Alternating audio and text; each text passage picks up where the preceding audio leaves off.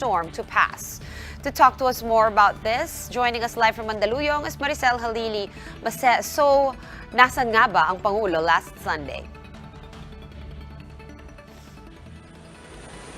Yeah, Sean, nasa Davao si President Duterte over the weekend. But his speech last night is quite interesting when he slammed his critics questioning where he was at the height of Typhoon Raeleigh. The president even asked his critics what do they want to see. Do they want the president to see in the middle of the white sand in Manila Bay just to prove that he is monitoring Typhoon Raeleigh? He also mentioned that as for like any other people living in the provinces, like him, he has to go back to Davao to visit his parents' home. Especially it was also Day over the weekend, so he had to do that. And like what you said, he was just waiting for the right time to fly back to Manila. All right, now going down to the local level, we have Interior Secretary Ed Año saying there were 10 local chief executives that were MIA during the height of the typhoon. What is going to happen to them now? Is there any word on that? That's right, Sean. Secretary Año of the Interior Department mentioned last night that among the more than 1,000 local officials in the country, there are about 10 local executives who are missing in action. So he actually asked these 10 officials to explain where were they at the height of the Typhoon Raeleigh. Of course, he did not mention what are the possible sanctions. But obviously, there are possibilities that they might face administrative sanctions if proven that they are really missing in action at the height of Typhoon Raeleigh. All right, going back to the disaster, we have the NDRRMC giving the final count of casualties and families affected by Raeleigh. What are the numbers right now? Where do they stand? Based on the recorded numbers or figures of NDRRMC last night, USEC Ricardo Halad mentioned that they have listed at least 10 casualties due to Typhoon Raeleigh, and there are more than 1 million affected families all over the country because of the super typhoon. All right, any or newest updates on the current situation down in the Bicol region? Has the government been able to contact with to establish contact with the residents of Catanduanes? Some experts are already saying, Mase, that the impact of the typhoon on the Bicol region wouldn't have been as bad if not for some quarrying operations in that area. Will they be investigating this?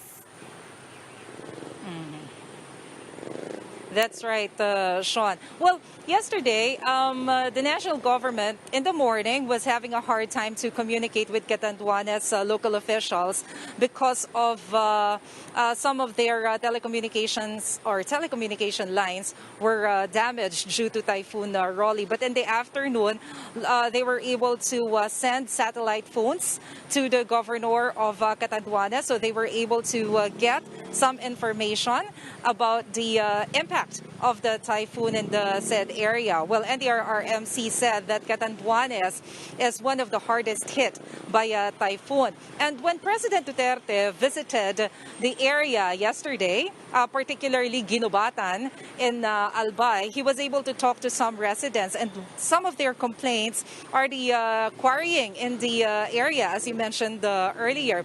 Well, Environment Secretary Roy Simatu reported to the President last night that he already suspended the operation of at least 12 quarrying operators in Ginobatan in Albay, because the problem, it seems, is that these quarrying operators left the stockpile near the three rivers around the Mayon volcano.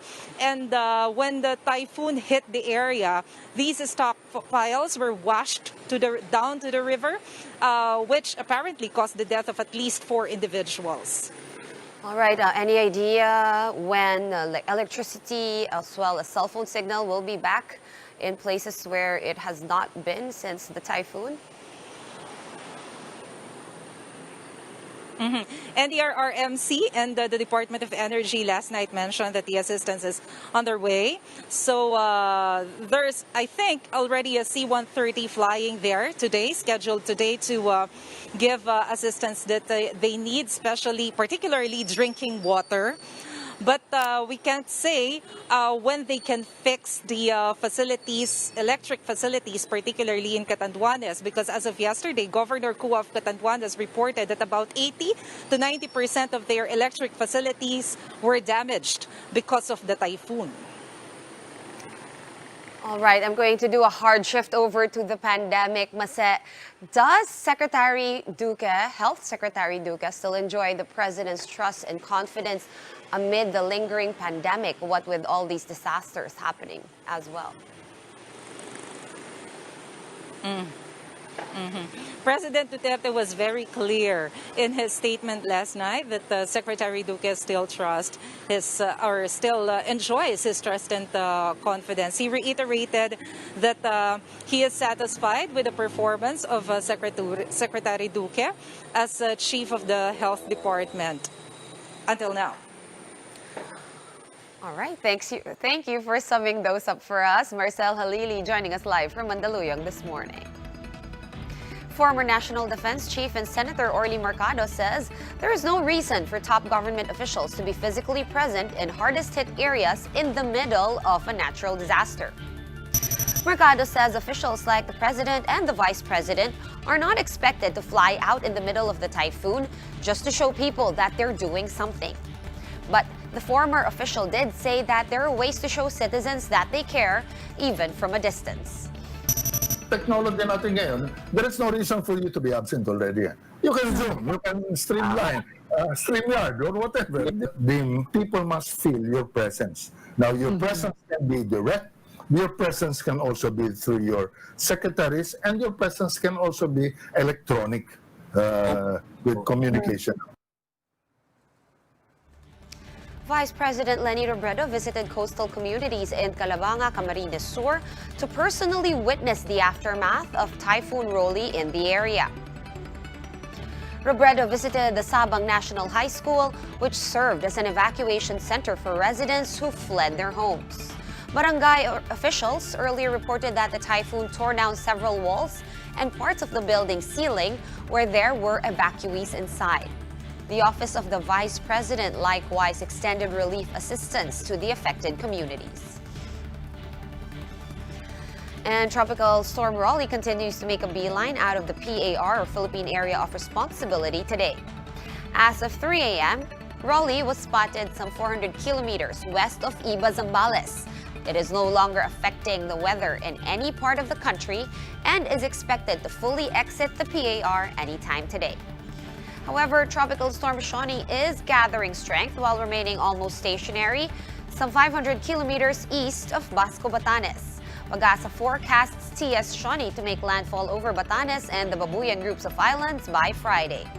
And hence, it is expected to bring light to moderate rains in northern Luzon in the coming days. But for now, we can finally enjoy some good weather, except for northern Luzon, which is experiencing isolated rains due to the northeasterly winds.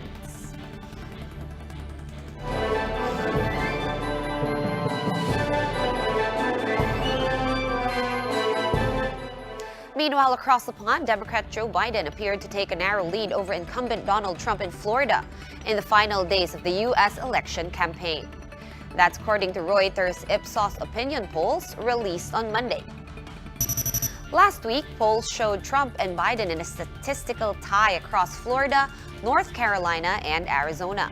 But a final Reuters Ipsos national poll showed Biden with an outright majority among all likely voters. 52% said they were backing the Democratic nominee, while 44% said they were voting for Trump. The national poll, conducted from October 29 to November 2, gathered responses from 1,333 adults, including 914 likely voters. In the actual elections, more than 95 million Americans have cast their votes by Monday. That's according to a tally by the U.S. Elections Project at the University of Florida. A sharp increase in mail-in and early in-person voting was largely prompted by the COVID-19 pandemic. So just a day before Election Day, the record-breaking number has equaled 69% of the entire voter turnout in the 2016 U.S. presidential elections. For more updates, visit News 5, The Philippine Star, and Business World online. Visit our website, onenews.ph, for more in-depth analysis. You can also catch One News on the Signal Play app. Register for a free account at www.signalplay.com and stream One News live anytime, anywhere. I'm Sean Yao. We are One News.